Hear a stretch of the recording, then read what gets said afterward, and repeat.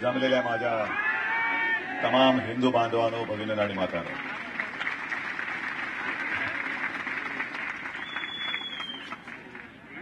संपूर्ण महाराष्ट्र नेहमीसारखंच फिरतोय.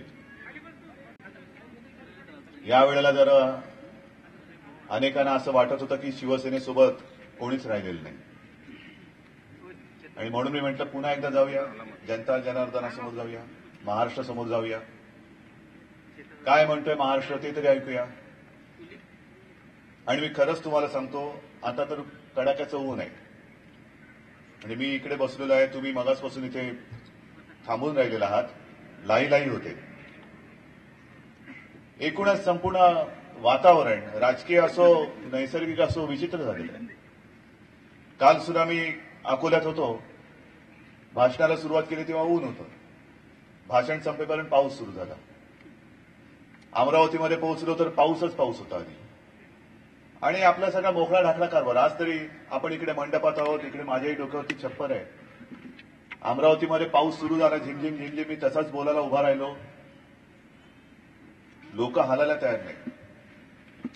आणि देवाचे आशीर्वाद असे आपल्या पाठीशी आहेत. 5 मिनिटात पाऊस सुद्धा थांबला. सभा अशी पार पाडली की अनेक जण आश्चर्याने बघत बसले, झालं कसं. आणि आज वृत्तपत्रात आले की सभा होते की नाही अशी परिस्थिती असताना शिवसैनिकांनी 5 मिनिटात तिथलं व्यासपीठ वगैरे जे काय होतं, कारण त्याच्या आधी सुसाटाचा वारा होता, सगळं उडून गेलं होतं. पण सैनिक, तुम्ही सैनिक म्हटले वाघाचे छावे, 5 मिनिटात सगळं उभं केलं आणि सभा पार पडली. हे असंच आता आपल्याला करायचंय. हा महाराष्ट्र सगळ्यांनी जो काही कोलमडून टाकलेला आहे, जाहिरातीत दाखवले जात आहे. काँग्रेस राष्ट्रवादी म्हणते माझा महाराष्ट्र सगळ्यात पुढे. कशामध्ये मला माहिती नाही. घोटाळा असेल, अत्याचार असेल, दरोडेखोरी असेल, सगळं म्हणजे त्यांच्यासाठी आबादी आबाद. महाराष्ट्र पुढे नाही, काँग्रेस राष्ट्रवादीवाले पुढे, खाण्यासाठी पुढे. आणि मग दुसऱ्या बाजूला भारतीय जनता पक्ष. काय झालं, कसं झालं, मी सुद्धा शोध घेतोय. सरकार आल्यानंतर आपलं सरकारी उत्तर देतो. युती का तुटली, सरकार आल्यानंतर मी चौकशी समिती नेमी. चालू द्या, चौकशी समिती चालली. युती का तोडली, कशासाठी तोडली, काहीच माहिती नाही. आणि मग आरोप प्रत्यारोप सुरू झाले. आता येताना हॉटेलमध्ये मला पत्रकारांनी विचारलं की देवेंद्र फडणवीस असे म्हणाले, हे तसे म्हणाले. म्हटलं म्हणू दे, ते म्हणण्यापुरतेच आहेत. ज्या शिवरायाचा आशीर्वाद घेऊन आता मतं मागतायत, मी फक्त एवढंच बोललो. हे खोटं की खरं तुम्ही मला सांगायचं. मी म्हटलं आजपर्यंत यांनी कधी शिवजयंती साजरी केली होती का? तुमच्या गावात, तुमच्या शहरात कधीतरी भारतीय जनता पक्ष शिवजयंती साजरा करताना दिसलाय? आहे ते प्रामाणिक आहे. म्हणजे मला तर असं कानावर आलं, मी तर फिरतोय, मी टीव्ही बघत नाही कारण वेळच नाहीये, सर्वदा तुमच्यामध्येच फिरतोय मी. पण मग कोणीतरी सांगितलं की बीडच्या त्यांच्या त्या सभेमध्ये शिवरायाचा पुतळा सुद्धा व्यासपीठावर नव्हता. मला माहित नाही होता की नव्हता. तुम्ही टीव्ही पाहिलात? दिसला पुतळा? मला माहित नाही, मी नाही पाहिला. म्हणजे ते आशीर्वाद घेताना शिवरायाला सुद्धा तुम्ही विसरलात. आणि मग कालच्या मुंबईच्या सभेत फडणवीस बोलले, हे काय म्हणे शिवजयंतीच्या नावाने हप्ते गोळा केले. आणि हप्ते देवेंद्रला मला सांगायचंय की बाबा 25 वर्ष सोबत होतो आपण, एक काय घडलं हे मी लोकांना सांगतोय कारण ते सांगणं माझं कर्तव्य आहे.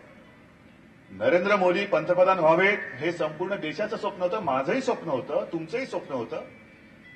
गेल्या वेळेला वर्ध्यामधून त्यांच्या उमेदवाराचा प्रचार अशोकनी पण केलाय. तुम्ही सगळे इकडे बसलेले आहात, तुम्ही सुद्धा केलाय ना रे. मोदी पंतप्रधान झालेच पाहिजेत हा तेव्हा आपलाही नारा होता आणि ते एक स्वप्न होतं. सगळीच स्वप्न खरे होत नाही, पण ते स्वप्न सत्य झालं याचा मला आनंद आहेच ना. पण 25 वर्ष सोबत राहिल्यानंतर आज तुम्ही ज्यांच्याकडे तुम्ही आशीर्वाद मागताय, शिवरायाचे आशीर्वाद, चला मोदींच्या साथ, नातं तुम्ही तोडल्यानंतर लगेच आम्ही शिवजयंतीमध्ये हप्ते गोळा करणार झालो. मग 25 वर्ष तुम्ही त्या हप्त्यामध्ये काय वाटेकरी होतात की काय? गप्पा का बसलात? शिवजयंती आली, आता बरं झालं, शिवसैनिक हप्ते गोळा करतील, मग माझा वाटा मला घरी येईल आणि मी टांगवर करून छताला टांगड्या लावून मी आरामात बसेन. हप्ता तो गोळा करेल. केस त्याच्यावर एकाही शिवसैनिकावरती शिवजयंतीची हप्ते गोळा करण्याची केस नाही. एवढे आम्ही चोर लुटेरे दरोडेखोर नाही. ज्या शिवरायांनी आम्हाला स्वाभिमान शिकवला, लढाऊ बाणा शिकवला, अरे दैवत मानल्यानंतर त्याच्या नावाने भ्रष्टाचार करणारे आम्ही नव्हत, ती आमची अवलाद नाही, हे मी ठामपणाने सांगतोय. आणि बोलताना जपून बोला. आरोप करायचे तर जरूर करा, पण शिवरायाच्या नावाने आमच्यावरती आरोप करू नका, अजिबात करू नका. आणि माझं तर सगळ्यांना एकच आता हात जोडून एक, कारण काय आव्हान दिलं की कोणाला आव्हान, ह्याला आव्हान त्याला आव्हान, सगळीच मोठी लोक आहेत. एका बाजूला नरेंद्र मोदी आहेत पंतप्रधान.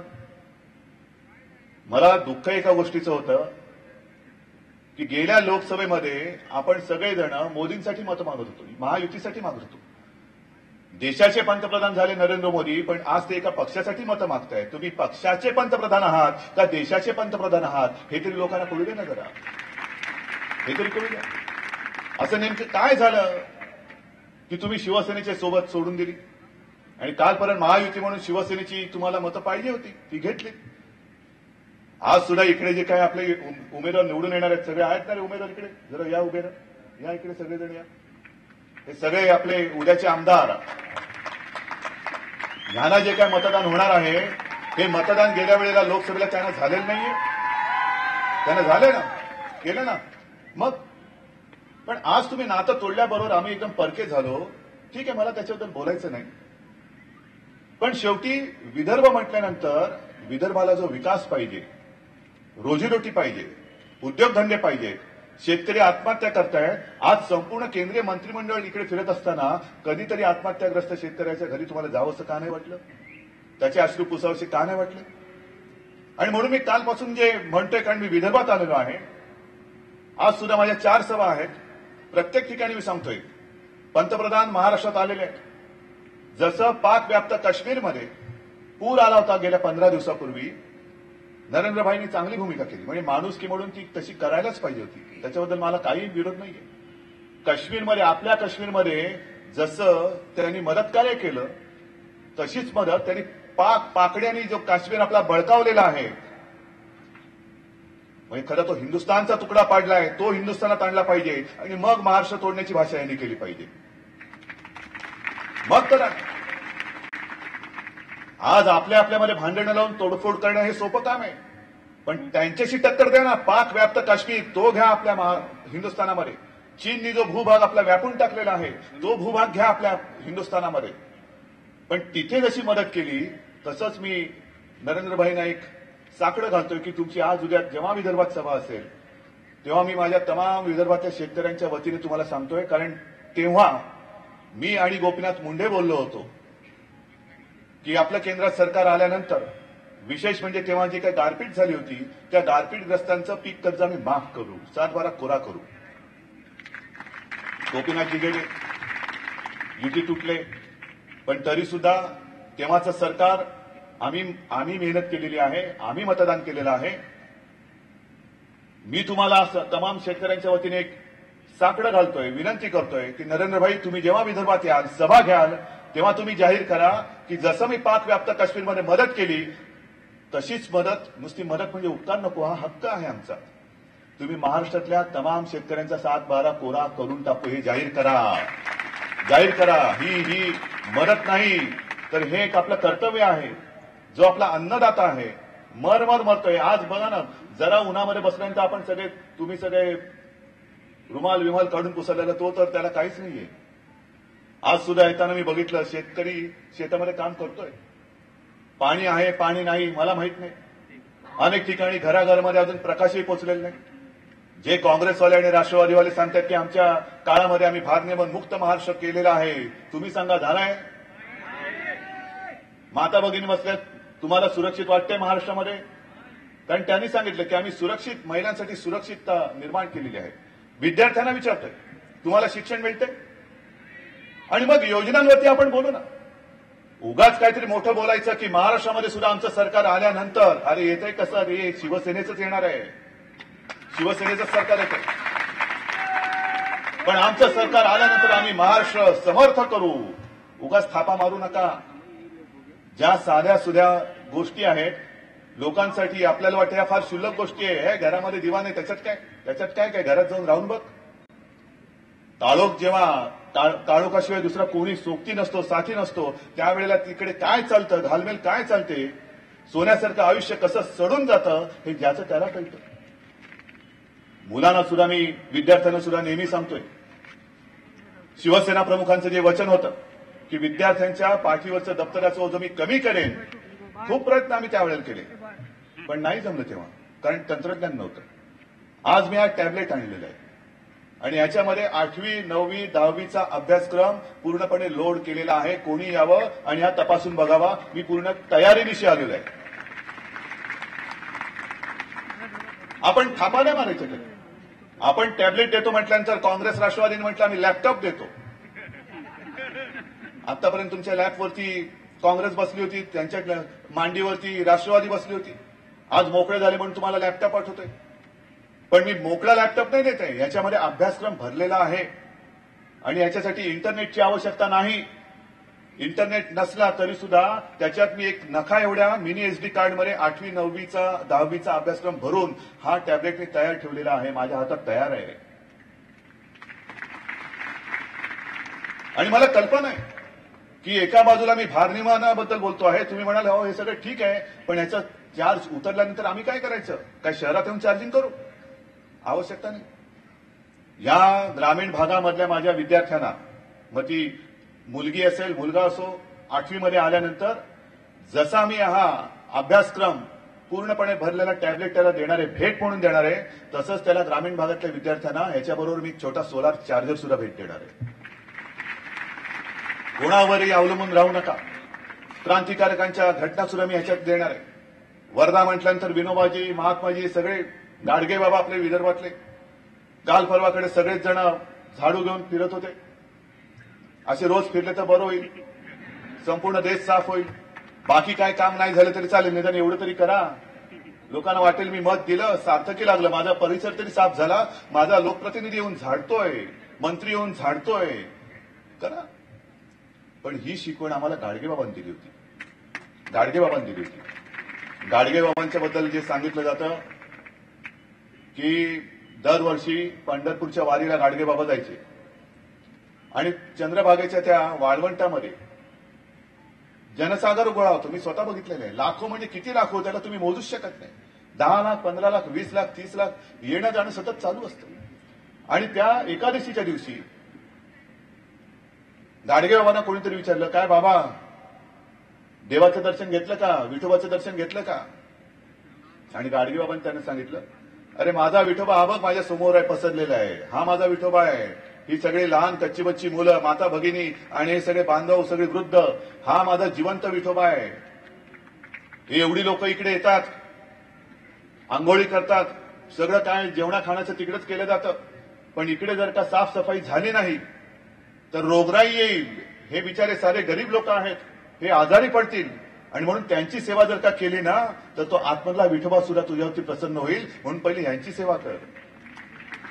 आणि एवढं बोलून त्यांच्या हातात जो खराटा असायचा तो घेऊन ते साफ करायला लागायचे, झाडायला लागायचे. हे गाडगे बाबा कधी निवडणूक नाही लागली, उगाच ते संत नाही झाले. कुठेही त्यांनी काय त्यावेळी तर प्रेस बीस तर नव्हताच, प्रेस कॉन्फरन्स वगैरे घेऊन काही केलं नाही. पण स्वतः कोण बघेल ना बघेल, किती लोक मला माझ्या पाठी येतील, परवा नाही मला, पण मला जे पटतंय आणि जे तुमच्या हिताचं आहे ते मी करणार, अशी सांगणारी सगळी आमची संत परंपरा होती. संत तुकडोजी महाराज असतील, सगळे असतील. आणि मी इथे आल्यानंतर मला जेरे महाराज तुमचा परिचय झाला, कान्होजी जेरेंचे वंशज. हा योगायोग आहे, योगायोग आहे. म्हणजे ज्या वेळेला अफजल खानाचं संकट आपल्या स्वराज्यावरती चालून आलं होतं, सगळी एवढी मोठी प्रचंड फौज, घोडदळ, हत्तीदळ, सगळं म्हणजे तुफान, म्हणजे समुद्रासारखं सैन्य होतं.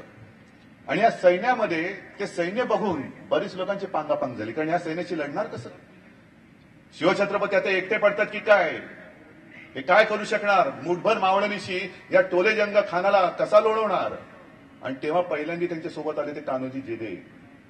कान्होजी जेदे, कान्होजी आले, त्यांनी 12 मावळ सगळे एकत्र केली, एक ताकद उभी राहिली आणि महाराष्ट्रावरती चालून येतो काय, माझ्या तुळजाभवानीचं पीठ करतो काय, तो स्वराज्यावरती चालून आलेला खान इकडेच गाडला गेला. हा स्वराज्याचा आपल्या शिवरायाचा इतिहास आहे, शिवरायाचा इतिहास आहे. आणि या सगळ्या गोष्टी मी करतोय. मुलांसाठी टॅबलेट दिलेला आहे. मग तुम्ही शेतकरी म्हणाला आमच्यासाठी काय? मला कल्पना आहे, आज सुद्धा इकडे कापसाचा आणि सोयाबीनचा प्रश्न इथून तिकडे पश्चिम विदर्भामध्ये मोठा आहे. एक बार, दोन बार, तीन बार, बार बार, किती बार मला माहित नाही, पण अबकी बार फिरसे दुष्काळ. अशी परिस्थिती आहे शेतकऱ्याची. एकदा पेरणी झाली वाया गेली, दोनदा केली वाया गेली, तीनदा गेली, ती पण जाते की काय अशी परिस्थिती आहे. आणि आता जी काय मंदी आलेली आहे, सोयाबीनला भाव मिळतोय, कापसाला भाव मिळतोय. आणि म्हणून मी ते ठरवलेलं आहे की आपलं सरकार आपण आणायचंच. आणि आणल्यानंतर खास करून मग त्या सूत गिरण्या असतील, इकडचे लुबाडलेले साखर कारखाने असतील, बंद पडलेले साखर कारखाने असतील, याच्या चौकशा तर होतील. पण नागपूरमध्ये, कारण नागपूर हे संपूर्ण देशाचं आपलं मध्यावरी ठिकाण आहे, हृदय नागपूर. या नागपूरमध्ये मी ट्रान्सपोर्ट हब तयार करेन. संपूर्ण देशाशी नागपूर जोडलं जाईल. अमरावती, यवतमाळच्या इथे मी कृषी केंद्र सुरू करेन. कृषी केंद्र, या शेतकऱ्यांना या, तुमच्या हक्काचं तिकडे तुम्हाला मिळेल, तुम्हाला मार्गदर्शन मिळेल. बी बियाणं कोणतं वापरायचं, मातीचा कस, तुझ्या शेतीच्या मातीचा कस कसा आहे, इकडे तू कोणतं उत्पन्न घेऊ शकतोस, त्याला मार्केट कुठे आहे, खत कुठलं वापरलं पाहिजेस, या सगळ्याची तिकडे माहिती तुला मिळेल. सगळ्याची माहिती मिळेल. आणि भारनियमन मुक्त महाराष्ट्र करायचं हे तर आपलं स्वप्न आहेच. पण आजपर्यंत अनेकांनी ते बोलून बोलून बोलून एवढं गुळगुळीत झालेलं आहे की आता तुमचा कोणाचा विश्वासच त्याच्यावर बसेल असं झालं. मी सुद्धा सांगतो की मी सुद्धा भारनियमन मुक्त महाराष्ट्र करणारच, हे वचन आहेच. पण जोपर्यंत वीज तुमच्या घरापर्यंत, तुमच्या शेतापर्यंत पोहोचत नाही, तुम्ही म्हणाल आजचं बोलला, आज काय करतोय सांग, सरकार येईल त्यावेळेला येईल, ते आम्ही आणूच.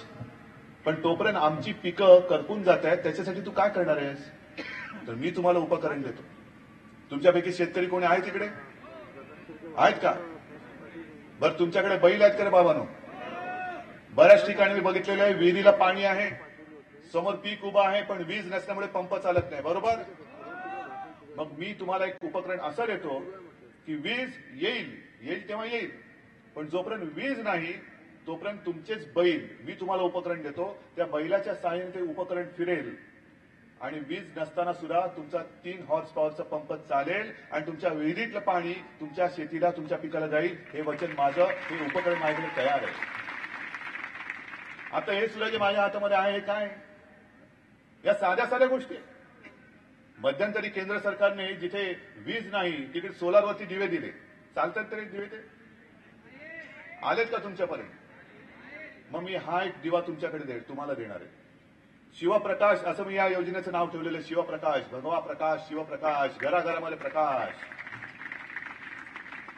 24 तासात वीज थोडा वेळ तरी येते की नाही तुमच्याकडे? येते की नाही? अरे हो किंवा नाही बोला ना काहीतरी. मग त्यावेळेला हा बल्ब आहे, साधा बल्ब आहे, हा बल्ब लावायचा तिकडे.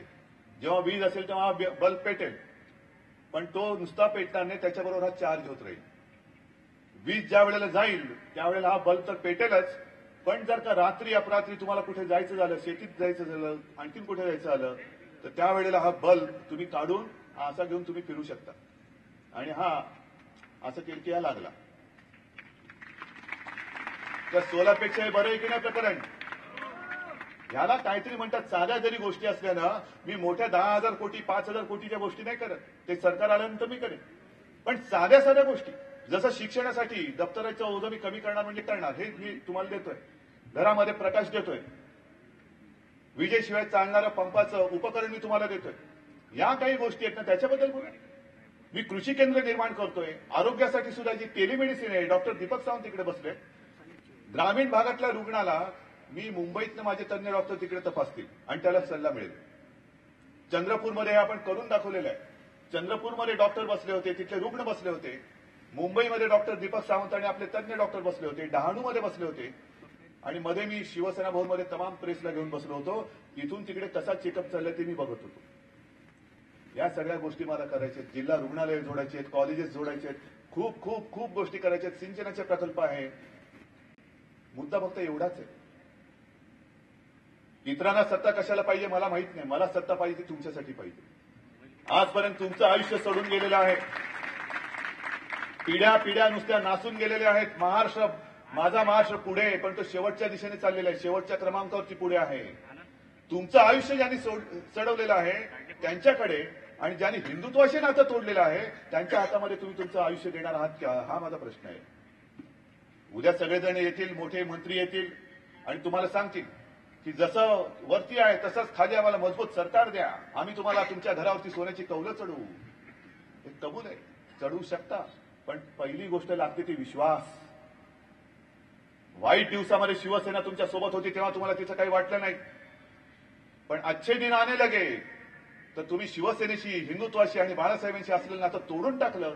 अरे 25 वर्षाच्या मित्राला तुम्ही तोडून टाकलं, तर आम्ही उद्या सरकार दिल्यानंतर, तुम्हाला दिल्यानंतर तुम्ही आज जे बोलता आहात ते उद्या कराल ह्याची खात्री काय? विश्वास कुठे? विश्वास तुटला आहे, विश्वास संपलेला आहे. आणि मी इकडेच राहणार आहे, मी महाराष्ट्रामध्येच राहणार आहे, महाराष्ट्रामध्ये जन्म झालेला आहे आणि महाराष्ट्रामध्येच मरणार आहे. मी कुठे इकडे तिकडे जात नाही. तुम्ही आहात आणि मी आहे. आणि काल सुद्धा मी सांगितलेलं आहे की उगाच बोलायचं म्हणून बोलत नाही, तर विदर्भाशी माझं रक्ताचं नातं आहे, रक्ताचं नातं आहे. कारण शिवसेना प्रमुखांची आई, माझी आजी, जी आजी मला कधीच पाहायला मिळाली नाही, कारण शिवसेना प्रमुखांच्या लग्नाच्या आधीच तिचं निधन झालं. ती अमरावतीची परतवाड्याची होती, परतवाडा. आणि म्हणून विदर्भावरती माझा अधिकार आहे, माझा हक्क आहे. उगाच तोडफोड करून विदर्भ निर्माण करण्यापेक्षा, अरे मी वचन देतो संपूर्ण महाराष्ट्र अखंड हा असा विकास करून दाखवीन की तुम्ही बोलाल एक तरी शिवसेना प्रमुखांचा पुत्र हा आपल्या शब्दाला जागला, आपल्या वचनाला जागला. आणि म्हणून बांधवांनो आणि भगिनींनो, ही फार महत्वाची लढाई. नुसतं कोणाच्या मनाची खास किंवा महत्वाकांक्षेचे अंकुर फुलले असतील तर ती भूक भागवण्यासाठी ही निवडणूक नाही. तुमचं मत हे तुम्हाला स्वतःला, तुमच्यासाठी द्यायचं आहे. वाटत असतील कोणी इकडे हे आहेत तिकडे ते आहेत, कोणाला मत देऊ? मत तुमचं स्वतःचं स्वतःला द्या.